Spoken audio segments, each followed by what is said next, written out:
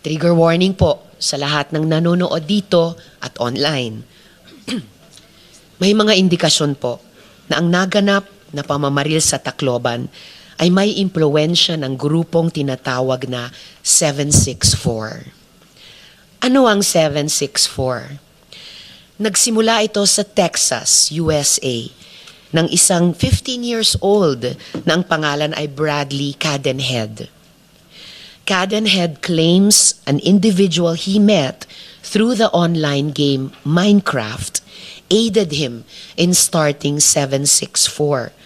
The first 3 digits ay zip code niya sa Texas.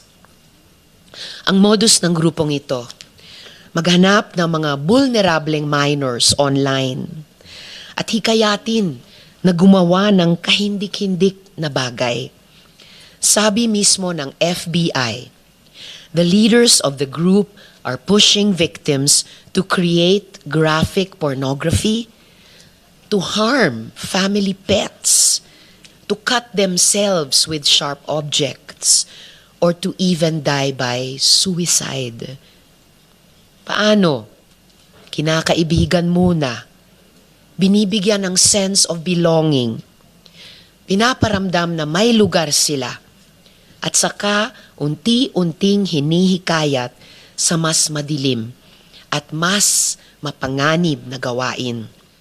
Marami rin pong indikasyon na yang mga NVE, nihilistic violent extremism networks na yan, ginagawang pugad ng recruitment yung mga games na nilalaro ng kabataan, gaya ng Roblox, Minecraft, at Gorebox.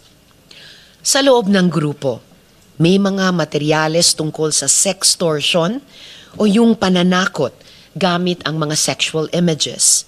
Meron din tungkol sa paggawa ng armas o eksplosibo at iba pang mapanganib na gawain. Base sa reports ng independent investigators, nakita ang Facebook profile na ito na sinasabing gawa ng isa sa Tacloban suspect na si Elias Nash. Sa profile niyang ito, makikita na suot niya ang KMFDM shirt. Yung banda na KMFDM is not involved in 764, but many members of communities like 764 use that shirt para magbigay-pugay sa Columbine killer.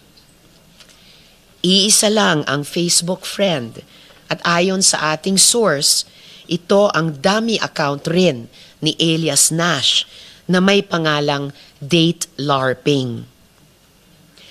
Pagkatapos ng barilan, nagpost ng comments sa page na ito ang tila mga miyembro ng parehong grupo. Makikita ang sinasabi ng mga miyembro ng grupo na sumusuporta sa ginagawa niya. Sa comment ng isang Sedik Riazanov, sinabi, na-edit na kita boy sa TikTok. Make sure na delete mo ang Discord, Reddit, Telegram para walang evidence mahanap. Itong Sedik Riazanov rin ang pinaghihinalaang adult groomer ng mga batang ito. We have been able to confirm that the profile of Elias Nash, Date LARPing, and the Sedik Riazanov profiles are profiles that were active on Meta but have now been deactivated. Meaning, may totoong tao sa likod ng mga profile na ito. Ito naman ang nakita namin na profile ng mga iba pang nagko-comment sa post ni Elias Nash. Mga batang tila nasa network rin ng 764 at may interes sa pamamaril. I want to be very clear. These are not yet final conclusions. Ang mga ito ay leads. Kaya pinadala na po natin ang kompletong detalye nito sa NBI para sa beripikasyon at investigasyon.